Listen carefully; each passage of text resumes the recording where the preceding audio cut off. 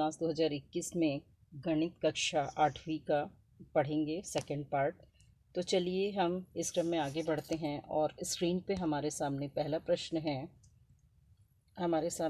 प्रश्न है ऋण 30 बटे ऋण 30 बटे ऋण 5। अंश में और हर में दोनों में ऋण है इसलिए कट जाएगा। 5 एकम 5, 5 छक्के 30। इस तरह से हमें उत्तर प्राप्त हुआ A 6। आगे बढ़ते हैं। स्क्रीन में हमारे सामने दूसरा प्रश्न है 1585 ऋण 508 का योगफल क्या होगा। तो हमें योगफल ज्ञात करने के लिए बोल रहा है बच्चों, तो हम धन करेंगे, जोड़ेंगे इसे, लेकिन अगली संख्या हमारी ऋणात्मक है तो उसे हम कोष्टक में लिखेंगे क्योंकि ऋणात्मक संख्या को कोष्टक में लिखना चाहिए।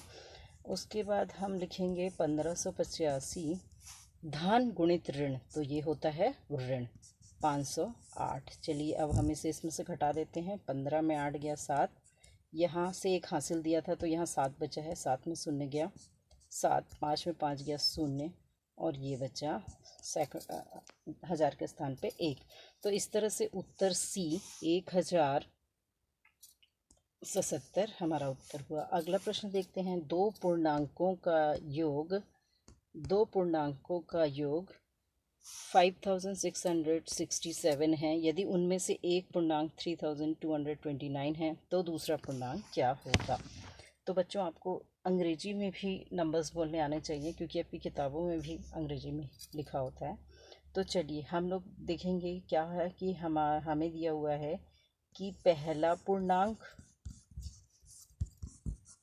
1 समझ ले रहे हैं इसे लिखने के लिए, और दूसरा पूर्णांक बराबर इसका योगफल कितना दिया है बच्चों, 5 6 6 7।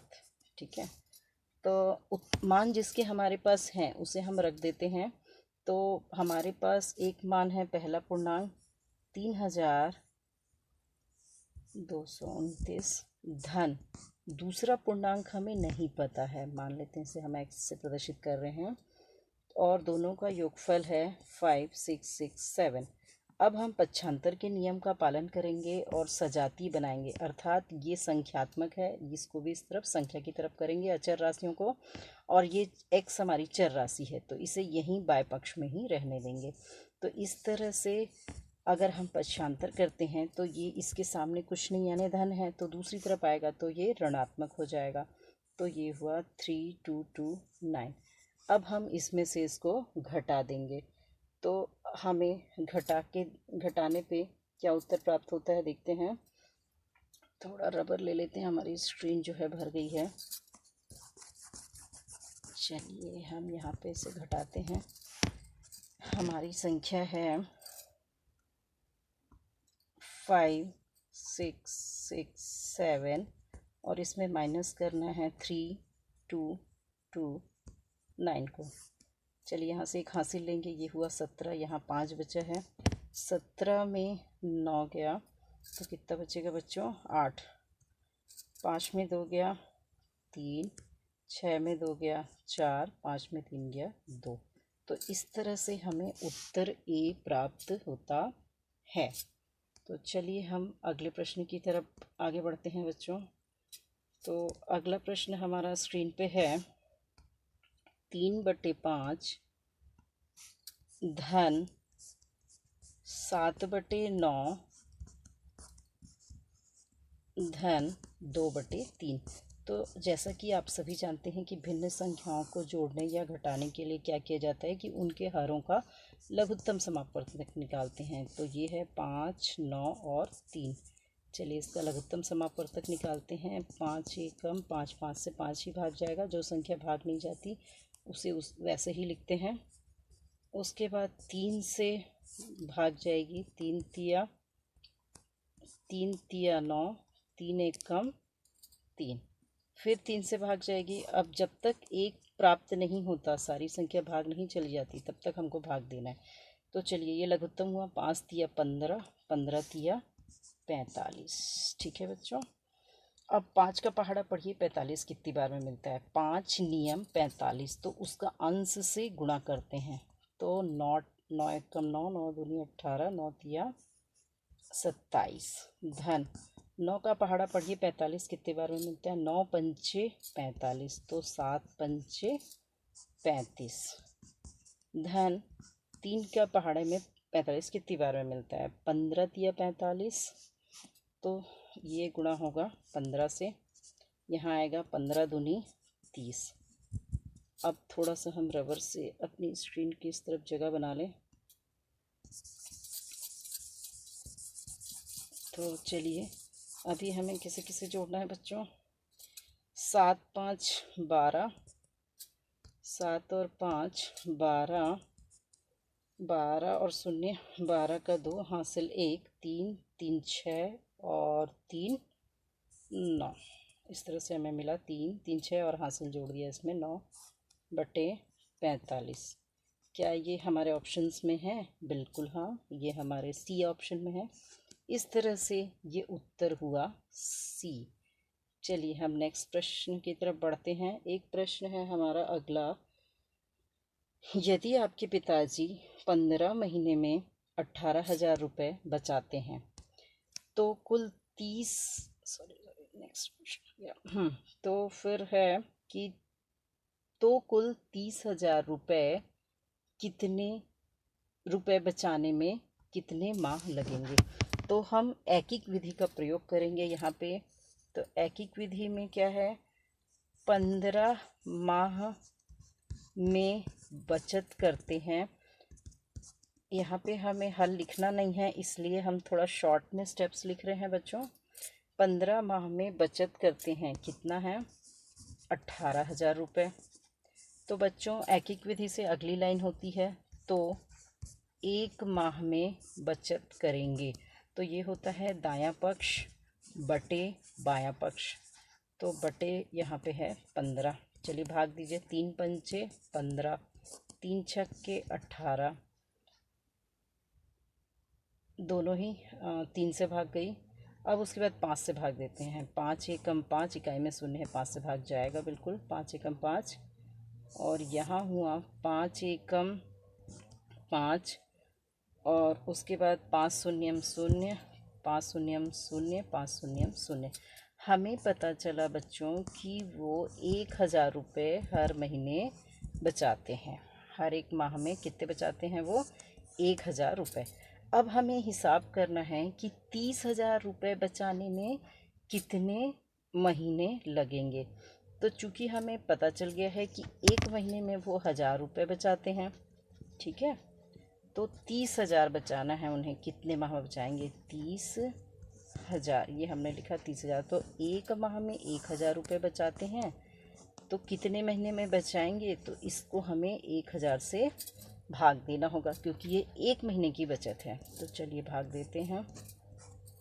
तो इस तरह से हमें उत्तर प्राप्त हुआ 30। क्या ये हमारे ऑप्शंस में है? Yes, D 30। तो हमें पता चला कि अगर वो 1,000 रुपये एक माह में बचाते हैं तो 30,000 30 माह में बचाएंगे। हम मौखिक भी से इतना समझ सकते थे यहाँ पे जल्दी से। ठीक है बच्चों, समझ में आया? चलिए हम आगे बढ़ते हैं अगले प्रश्न की तरफ। अगला प्रश्न हमारा स्क्रीन में है, इनमें से कौन सा गलत है? तो चलिए हम लाइन से सभी का विश्लेषण करते हैं। तो विश्लेषण करने पे हमने पाया कि 8 का वर्ग 64 है। वर्ग मतलब होता है कि उस पे 2 की घात, और 2 की घात का अर्थ होता है कि जो आधार, इसे आधार कहते हैं, इसे घात कहते हैं। तो आधार का घात जितना लिखा है उतनी बार गुणा करना। तो 8 अट्ठे 64, तो ये उत्तर बिल्कुल सही है। चलिए अगला लिखा है हमें 5 का घन। घन का अर्थ होता है बच्चों 3 की घात। अब इसके आधार पे 3 की घात है, तो आधार को 3 बार गुणा किया जाएगा। तो चलिए गुणा करते हैं। 5 पंचे 25, 25 पंचे 125। तो हमें दिखा कि ये उत्तर भी हमारा बिल्कुल राइट है। थोड़ा स्क्रीन पे जगह बना लेते हैं। 25 का वर्गमूल 5 है। चलिए 25 का वर्गमूल, ये चिन्ह होता है बच्चों वर्गमूल का। अब वर्गमूल कैसे निकाला जाता है? उसके अभाज्य गुणनखंड निकालते हैं। 5 पंचे 25, यानी कि हमें मिलेगा 5 गुणित 5। और वर्गमूल से बाहर आने के लिए जोड़ी बनाई जाती है। तो जोड़ी को एक बार लिखा जाता है, तो ये आया 5, तो ये हमारा सी भी सही है। अब बचा डी। चलिए हम डी को चेक करते हैं। 9 का घन 27 है। तो बच्चों हमने घन अभी और चेक किया था, फिर से करते हैं। 9 का घन यानी इस पे 3 की घात, और जितनी की घात होती है आधार का उतनी बार गुणा किया जाता है। 9 नियम 81, 81 नियम। तो यहाँ दिया है सिर्फ 27 और 2 ही बार गुणा करने से 81 आ गया, और हम 9 से करेंगे तो संख्या और बड़ी हो जाएगी। तो बच्चों ये पता चला कि यही उत्तर गलत है, मतलब गलत ही पूछा गया था, इसलिए उत्तर डी यहाँ पे आएगा। ठीक है बच्चों, क्लियर है। चलिए हम अगले प्रश्न की तरफ बढ़ते हैं। अगला प्रश्न है, एक कक्षा में 6 विद्यार्थियों का भार क्रमशः 46 kilogram, 48 kilogram, 30 kilogram, 40 kilogram, 42 kilogram व 36 किलोग्राम है। इनका समांतर माध्य ज्ञात कीजिए। तो बच्चों सबसे पहले हमें समझना है कि समांतर माध्य किसे कहते हैं। तो बच्चों समांतर माध्य औसत ही होता है, इसे औसत भी कहते हैं। और इसे कैसे ज्ञात किया जाता है बच्चों? समांतर माध्य जो है, जो भी हमें आंकड़े दिए हुए होते हैं उनका हम पहले योग करते हैं, आंकड़ों का योग करते हैं, और बटे में हम लिखते हैं आंकड़ों की संख्या। क्या लिखते हैं बच्चों? जितने आंकड़े हैं। तो चलिए हम यहाँ देखते हैं कि हमारे आंकड़े कितने हैं। 1 1 2 3 4 5 6। कितने आंकड़े हैं बच्चों हमारे पास? 6। और पहले हम इन सारी संख्याओं को जोड़ देते हैं। तो आप रफ में जोड़ेंगे, ये हमें प्राप्त होगा 242, और आंकड़ों की संख्या है 6। तो चलिए इसको भाग देते हैं 6 से। 6 चौक 24, बचा 2। नीचे लाएंगे तो एक बार भाग देंगे, भले वो 2 जो है छोटी संख्या है 6 से, तो 0 बार भाग जाएगी। उसके बाद दशमलव लगाएंगे, फिर 2 बचा, 1 शून्य लिए तो 18 हो गया। फिर 6 तिया 18, फिर 2 बचा, फिर 6 तिया 18। तो इस तरह से हम भाग देंगे और उत्तर प्राप्त हुआ 40.33, अर्थात उत्तर 1। ठीक है बच्चों। तो चलिए बच्चों अगला प्रश्न है 8वां। 6, 12, 3, 5, 11, 7, 10, 9, 8, 14, 13 की मध्यिका ज्ञात कीजिए। तो बच्चों हम देखेंगे कि मध्यिका किसे कहते हैं। मध्यिका अर्थात मध्य का पद। तो मध्य का पद ज्ञात करने के लिए पहले संख्याओं को आरोही या अवरोही क्रम में लिखते हैं। आरोही क्रम क्या होती है? बढ़ते क्रम में।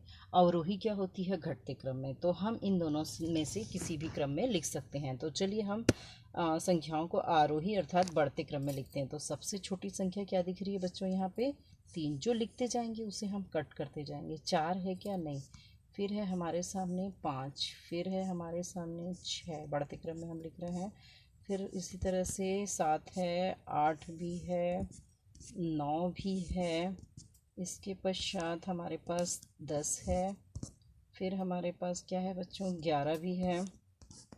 आगे बढ़ते हैं, हमारे पास है 12।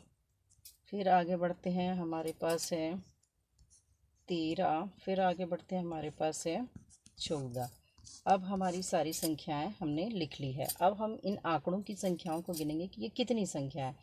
1 2 3 4 5 6 7 8 9 10 11।